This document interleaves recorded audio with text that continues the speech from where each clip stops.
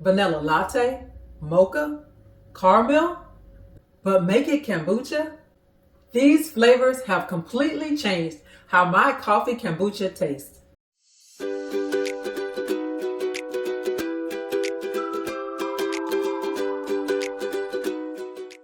Hi friends, and welcome back to my coffee kombucha mini-series. If you saw part 1, you already know how to brew coffee kombucha. Now it's time to make it taste amazing. On its own, coffee kombucha is smooth, but flavoring it is where it becomes addictive. So here are some important rules when making your coffee kombucha. Always flavor after first fermentation, use clean bottles, and don't over sugar. First up is vanilla latte. I'm using my coffee kombucha, a splash of vanilla, and after second fermentation is when I will add a plant-based creamer. Next is Mocha coffee kombucha. I'm using cacao powder and maple syrup and a pinch of salt. For the caramel style coffee kombucha, you can either use dates or maple syrup. I'm using maple syrup and a pinch of salt. We're going to seal all the bottles and allow them to ferment for 1 to 3 days on the counter, and I will burp them as needed. This tastes like a fizzy latte. I'm not even kidding.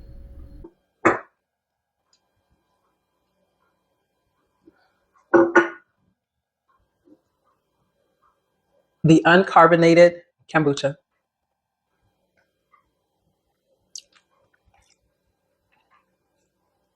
Okay. You do get the coffee in the beginning, but then to me, you get a slight tartness from the kombucha, but to me, it's also followed up by a bitter taste. Okay. This is plain. This does not have any flavoring. It was just carbonated. So let's give this one a try. Let's give it a small shake. Let's see what the carbonation is like. So this is a good carbonation.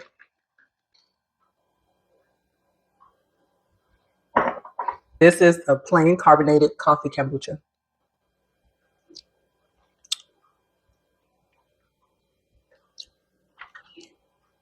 Has a really good carbonation, as you saw.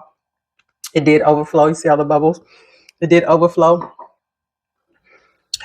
So if I had to, I would say we'll save my recommendations for the end. Okay.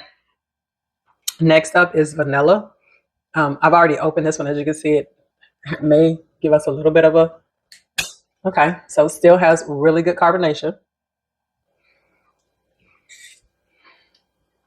Let's give this one a taste. Okay, this is the vanilla latte coffee kombucha.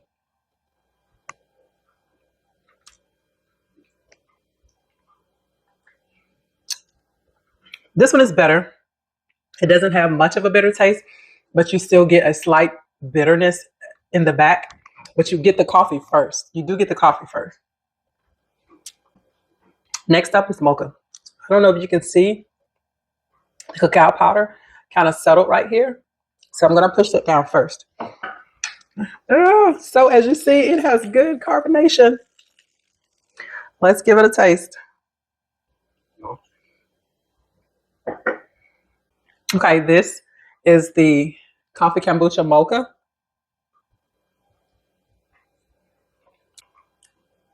This one to me doesn't have any bitter aftertaste. Like I still get I don't get a strong coffee taste in the beginning, but I get very, very little bitterness after.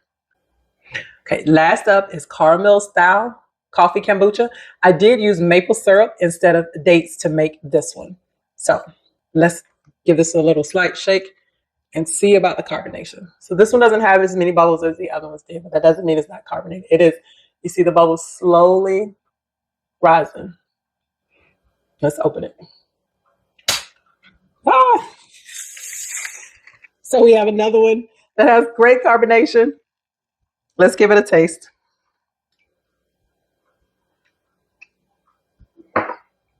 This is the caramel style coffee kombucha.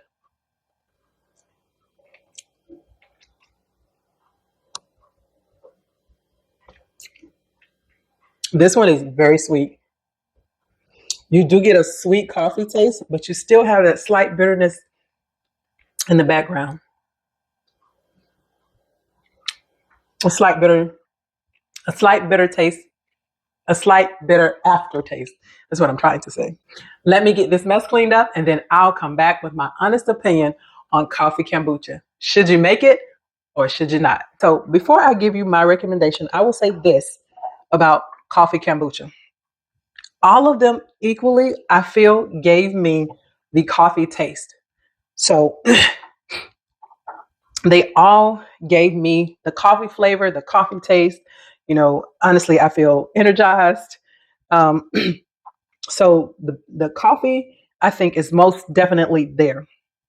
I think for the most part, all of these have great carbonation. Even the one that I didn't carbonate, this one still had bubbles in it. I don't know if you could see some of the like little bubbles in it, but even the one that I did not do a second fermentation on, it still had slight carbonation on it. But these four had great carbonation, and these two to me actually had more carbonation than I wanted them to have. So carbonation wise, I think the carbonation on all of these were great. Now, as far as my recommendation on taste, if I rank these according to carbonation, I feel like all of these four, because this one was not carbonated, this one did not go through F2. These four, I feel like were all pretty much carbonated the same. So I don't think there's a clear winner on the carbonation of the four that went through the F2 process. Now, if I rank these based on taste and flavor, so if I had to rank these four, this is how I would rank them. Mocha would be first. Mocha would be first for me.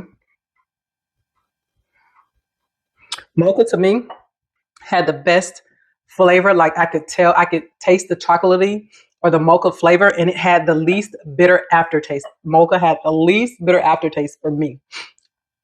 Now, if I had to rank for second place, I'm going to go with the caramel for second place. I really feel like caramel and vanilla are really equal because they have the flavor, but they still both have a slight bitter aftertaste. But I think the caramel has a little less bitter aftertaste. So vanilla would be third. And then the plain kombucha, the plain carbonated would be fourth. So if I had to rank these for flavor, I would go mocha, caramel, vanilla latte, and plain carbonated. This is how I would rank them according to flavor. Okay, now for my honest opinion about coffee kombucha. Would I make it again or would I not? So this is my recommendation. If you absolutely love cold brew all the time, any season, any weather, coffee kombucha, I would tell you to give it a try if you love cold brew coffee.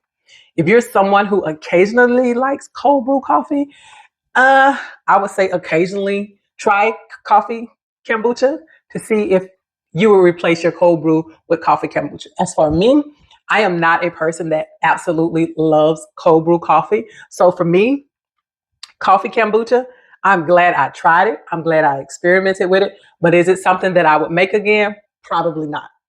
To me, it has the coffee flavor is there. Hands down, the coffee flavor is there. But the bitterness, the bitter aftertaste for me, it's too strong, and I don't like the bitter aftertaste. So for me, I would probably not make another batch of cold. For me, I probably would not make another batch of coffee kombucha. But if I did make another batch of coffee kombucha, it would definitely be the mocha flavor or something, or another flavored coffee that can take away the bitter aftertaste. That if these didn't have a bitter aftertaste, I would hands down say coffee kombucha, the way to go. But I can't get past the bitter aftertaste. So that is my recommendation about coffee kombucha. If you are a person that loves iced coffee, give it a try. If you are somebody that occasionally loves iced coffee, give it a try and see if you would try it again. So in the next video, I'm showing you the biggest mistakes people make when making coffee kombucha. If you found this helpful, like the video, subscribe, and comment which coffee kombucha flavor you would try. Until next time, thanks for watching, and may all your kombucha be fizzy and delicious.